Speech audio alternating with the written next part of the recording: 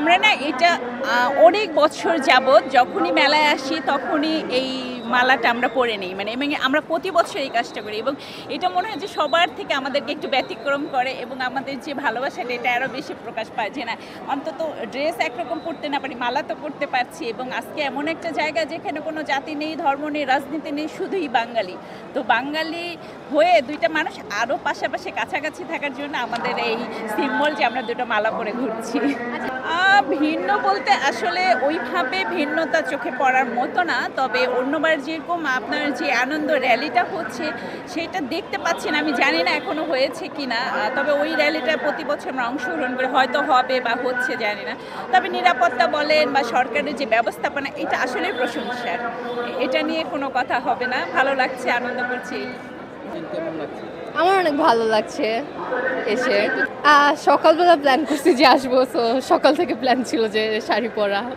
শাড়ি তো সবসময় পরা হয় না আসলে, এরকম কোনো অনুষ্ঠান থাকলে বা আমাদের যখন নববর্ষ থাকে, বসন্ত বরণ থাকে, তখনই শাড়িগুলো পরা হয় আসলে দৈনিক জীবনে। খুবই ভালো লাগে যখন শাড়ি পরতে পারি, বাংলার ঐতিহ্যকে ফুটিয়ে তুলতে পারি, খুবই ভালো লাগে। এখানে এসে অনেক মানে রং টং দেখছি, মানে সবাই এত এখানে যে ভাইবটাই আলাদা, মানে যেটা দেখছি এখানে সবাই অতিরিক্ত মানে ওদের কি বলবো, ওদের অনেক সুখ দেখে নিজের মনে একটা আরাম লাগে। আমাদের নববর্ষ আমরা আরো গড়ে তুলছি আমাদের দেশটাকে, আমাদের বছরে বছর আরো রেভলিউশন হচ্ছে, আমরা আস্তে আস্তে অনেক ডেভেলপড হচ্ছি, এটা দেখে মানে নিজের অনেক গর্বিত লাগে আর কি এখানে এসে। এইটা মনে হয় যে মানে দেশে যা রিলিজন হোক না কেন, মুসলিম, বুদ্ধিস্ট, খ্রিস্টান, হিন্দু, সবাই মানে একদিন তাদের বাউন্ডারিগুলো ভুলে তারা হচ্ছে একসাথে আসে, এক দেশ হয়ে আসে। তো এটা দেখে খুবই ভালো লাগে। আজকে আপনাদের কি পরিবেশনা? আজকে আমরা আর কি র্যালিতে যে এসেছি, আমরা একটু নাচবো, আমাদের কালচারটা একটু দেখাবো। এখানে আসলে আমরা দেখেছি অনেক দেশ থেকে অনেকে এসেছে আমাদের দেখতে, আমাদের এটা মানে অনুভব করতে। তো আমরা আমাদের কালচারটা আর কি ওদেরকে দেখাচ্ছি। আজকে বাংলা নববর্ষের অনুভূতি খুবই ভালো, খুবই এনজয় করতেছি এবং সকালবেলা থেকে চলে আসছি এখানে, প্রতি বছরই আসি, তবে আজকে মানুষও অনেক আছে, ঠিক আছে।